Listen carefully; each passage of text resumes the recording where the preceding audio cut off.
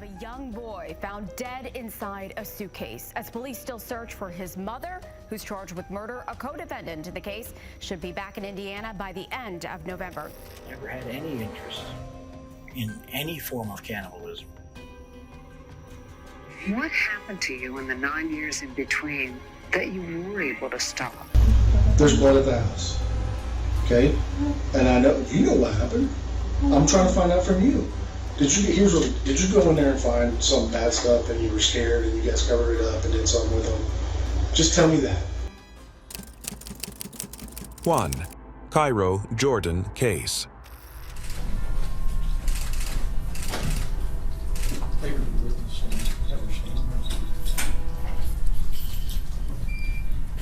Clause number 88C01-2210F1-8.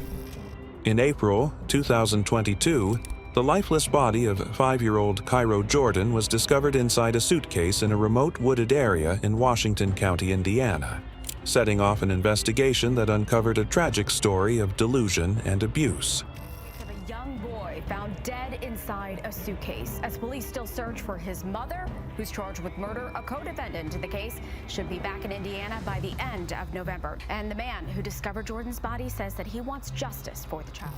Cairo's mother, Dejon Anderson, believed that her son was possessed by demons, a delusion she documented in social media posts that mentioned exorcisms and spiritual warfare. Her accomplice, Dawn Coleman, assisted in disposing of the body after Cairo died from blunt force trauma. Surveillance footage and cell phone data placed both women near the scene where the suitcase was found, providing critical evidence in the case. Anderson fled, evading capture for 2 years, while Coleman was arrested and sentenced to 30 years in prison for her involvement. What happens in this video led to Dejon Anderson's arrest. You can see security at Oxmoor Center pull her aside, suspecting her of shoplifting. Then, watch closely, she punches the guard square in the face. The case drew national attention due to the unusual nature of the crime, especially as Anderson's belief in possession and exorcism was linked to Cairo's death. The suitcase, emblazoned with the words, "Welcome to the fabulous Las Vegas," became a haunting image associated with the case. Anderson was finally apprehended in California in November 2024, marking the end of a nationwide manhunt. Cairo's tragic death highlighted the devastating impact of untreated mental illness, as well as systemic failures in protecting vulnerable children. Authorities faced criticism for missing warning signs and opportunities to intervene, and the case sparked discussions on improving child protection services. The community in Indiana held memorials in Cairo's honor, ensuring his short life would not be forgotten. 2. Margaret Craig Case. In June 2022, the murder of 71-year-old Margaret Craig by her daughter, Candace Craig, and granddaughter, Celia Hardy, shocked the community in Prince George's County, Maryland. The crime came to light when neighbors reported a strong, foul odor emanating from the Craig residence, prompting a welfare check by the authorities. Inside the home, police found Margaret's dismembered and partially burned body, indicating a gruesome attempt to conceal the murder. The motive for the killing reportedly stemmed from a financial dispute, with Candace allegedly killing her mother during a heated argument and enlisting Celia to help dispose of the remains. Investigators noted the calculated nature of the crime, as Candace and Celia used various methods, including fire, to destroy evidence. Both were charged with first-degree murder. The case highlighted the devastating consequences of familial violence and the lengths to which some will go to cover up their crimes. The local community expressed shock and grief, particularly given the familial betrayal involved.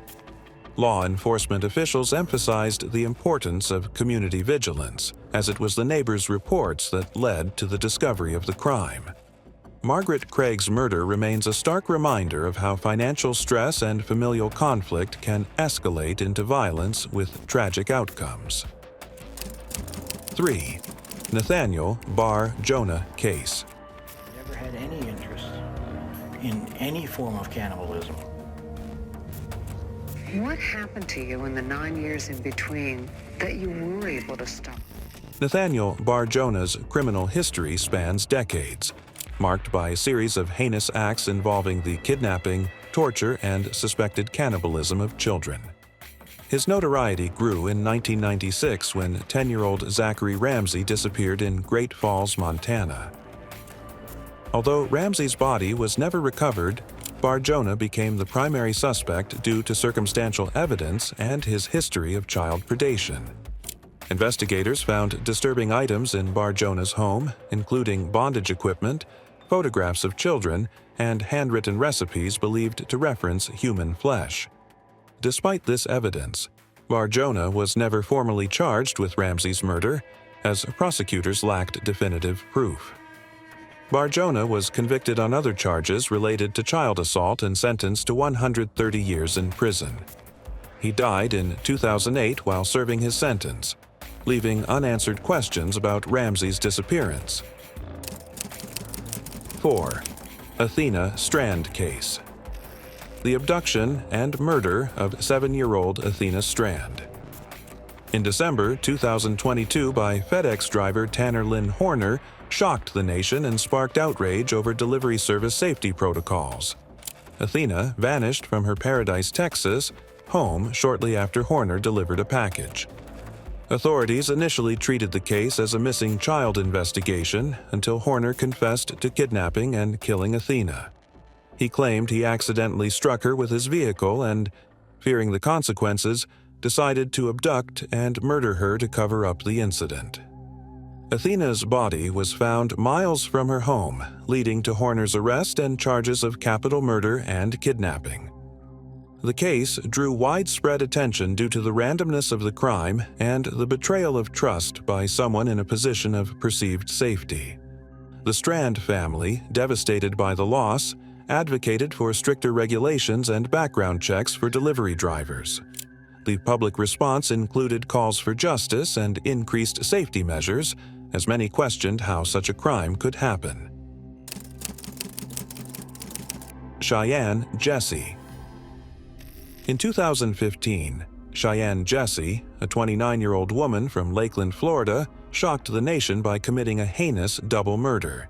Jesse killed her 6-year-old daughter, Meredith, and her father, Mark Weekly, in an attempt to salvage her troubled romantic relationship with her boyfriend, who had grown tired of the tension between Jesse and her daughter. There's blood at the house, okay? And I know, you know what happened. I'm trying to find out from you. Did you go in there and find some bad stuff and you were scared and you guys covered it up and did something with them? Just tell me that. The bodies of Meredith and Mark were discovered in plastic storage bins hidden behind a neighbor's shed. Both victims had suffered brutal deaths. Meredith was shot and stabbed, while Mark was shot 3 times and also suffered multiple stab wounds. Authorities concluded that the murders took place on July 18, 2015, driven by Jesse's desperation to prioritize her relationship over her family obligations. Jesse's trial revealed disturbing details about her state of mind and motives.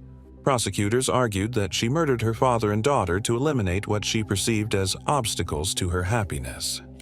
The jury took less than 4 hours to convict her of first-degree murder and tampering with evidence. Jesse had not only killed her family members but had also taken calculated steps to conceal the crime, including storing the bodies in bins and attempting to clean the crime scene. The sheer brutality and premeditated nature of the crimes made the case particularly chilling, and the prosecution sought the death penalty as a fitting punishment. I know that your daughter has issues. On a scale of 1 to 10, how would you classify you and your daughter's relationship, 10 being the best? I was trying to make it at least an 8, but she realistically, got 5 because every time I go to hug her, she turns to violence towards me, and I'm like, okay. But when I come home from work and I'm tired, I say, give me just a little bit, let me calm down from work, and then we can play. I try to take her out to do stuff when I had the money. We used to go see movies sometimes or go to a park, but then she started becoming a little weird when it comes to strangers. Like, she went up to a stranger and I shaved him and told her whole. During the sentencing phase, the jury unanimously recommended the death penalty for Jesse's crimes. They viewed her actions as cold, calculated, and devoid of remorse. Despite the defense's attempts to present mitigating factors, including Jesse's psychological state, the jury was unconvinced. They recommended the death penalty for the murder of her daughter, Meredith, and life imprisonment for the murder of her father, Mark. This stark contrast in sentencing underscored the profound horror society felt over the murder of an innocent child by her own mother.